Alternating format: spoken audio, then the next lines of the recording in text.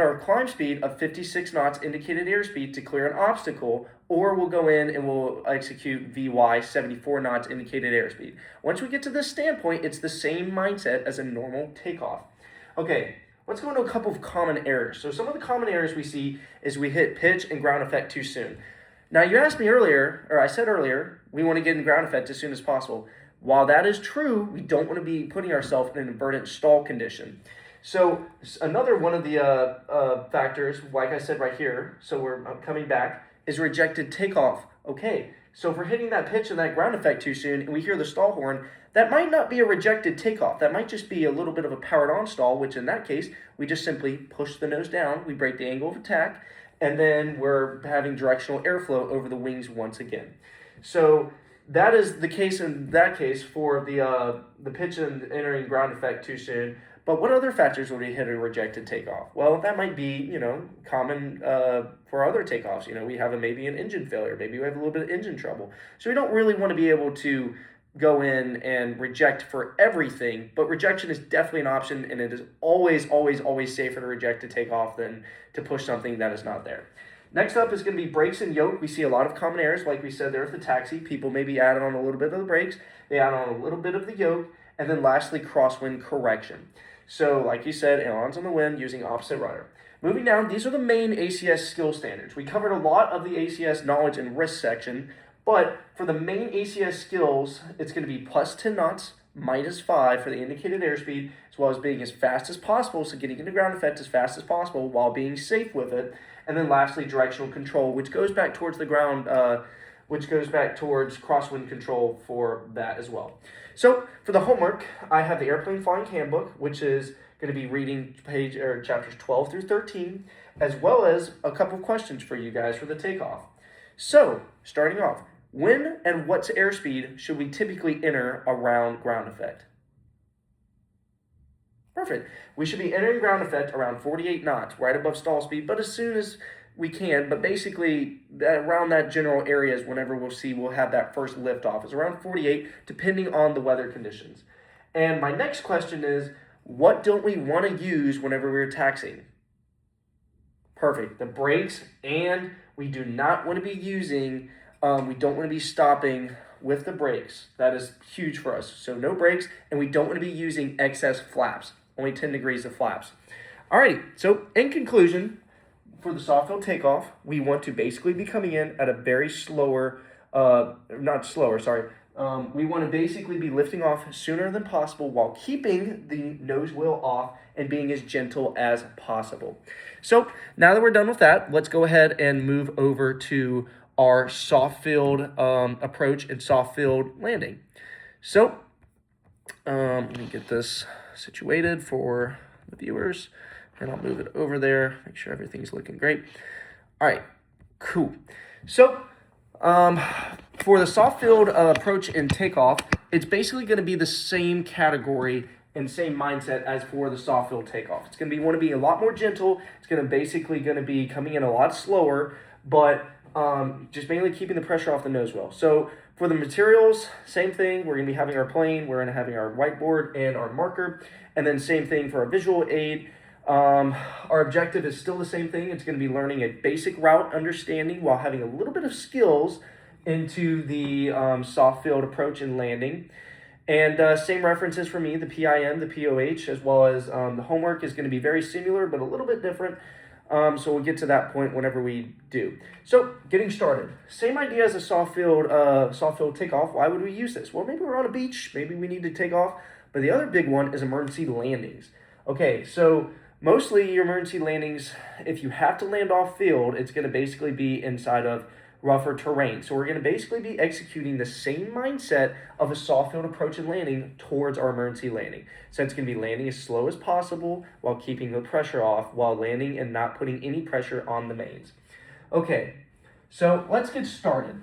So a soft field approach and landing, same idea. We want to be having a lookout for the weather. So this is mainly consisting of our density altitude, maybe crosswind, any other types of adverse weather conditions that might affect kind of the safety and stabilization of the flight.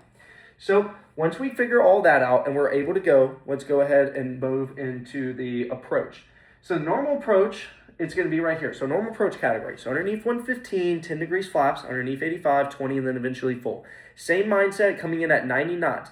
Slowing down to eventually, 85 and then eventually 65 with those flaps in there. The one big difference is going to be our full flaps at 61 knots indicated airspeed. We're going to be coming in at that approach because we want to be landing, like we said, as soft as possible. So whenever I'm coming in, I'm basically want to be right here. I want to be 90 and then eventually 85, 65, and then once we're going in, I want to be 61 knots indicated airspeed. So basically the same mindset of just dropping off the airspeed and just coming slower and slower. Okay, now we're going to be talking about flaring and getting a little bit in the ground effect. So once we are already down and we're coming down on our approach, we're going to start that flare about 1 to 2 feet above the runway. We might get a little bit of ground effect, so we might have a little bit of that boost, but it's very important to continually pull back in that flare. Once we land, we're going to be doing the same thing as we were talking about with the soft field, taxi, and even takeoff. We're going to be wheeling down the runway, keeping our pressure off the nose wheel by full yoke back. So big idea right there. Like we said, wheelie and then aerodynamic braking. Once again, do not want to use the brakes. With the aerodynamic braking, what is that? It's pulling back on our yoke, which is going to in turn cause our elevator to slow us down. So we're not putting any pressure on the actual wheels, but we're basically putting it on the elevator in the back. All right, go-arounds. Everybody knows go-arounds. They're free.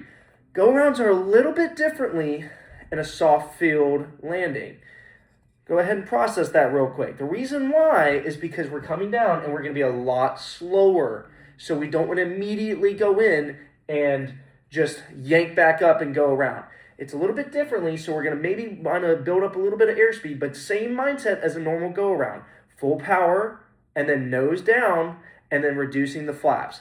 Same idea, building up airspeed. But like we said, since we're in ground effect, we're going to be a lot slower. We're basically going to be, it's going to be a little bit different. So we're going to be full power, nose down, just to build up a little bit more airspeed. Flaps are coming up and going around and making sure we're using the proper radio calls throughout this whole entire process. All right, lastly is going to be the lasso and a little bit other things. A land and hold short, you're not going to really experience as much as a private because mostly whenever you're put in that situation, you're going to go ahead and decline it. And the reason why you're going to want to decline it is because on a private pilot standpoint, we're basically brand new to the flying world. It's not smart. We want to have that whole entire runway length, but you are perfectly legal to do that.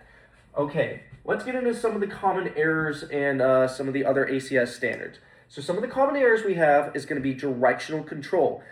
Why do you think that is? Well, a couple things. One, crosswind correction, which is going to be huge, and as well as whenever we're landing, we're not landing on pavement or asphalt. We're landing on rougher terrain, so we might have a little bit more bumps, which in turn might make it a little bit more rougher. I mean, there's a lot of different situations that could happen with this.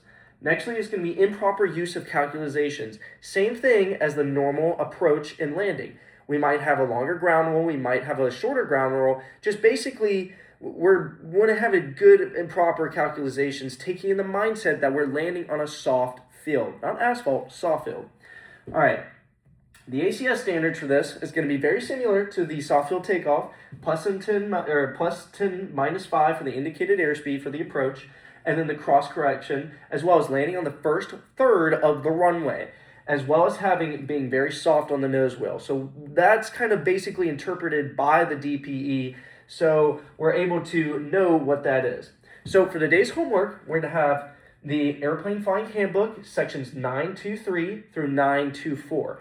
So we have some of the questions, and I'm going to bring in my companion Jeffrey over here to basically help me answer these questions. And Jeffrey, you can stand right here. So first off, why and when would we be using braking, and how would we be braking? To slow down your speed. All right, good answer, but what we're looking for more is the reason why we're wanting to use aerodynamic braking is because we're wanting to stay off the brakes in order to slow us down without putting much more stress on the tires because we're in this soft ground.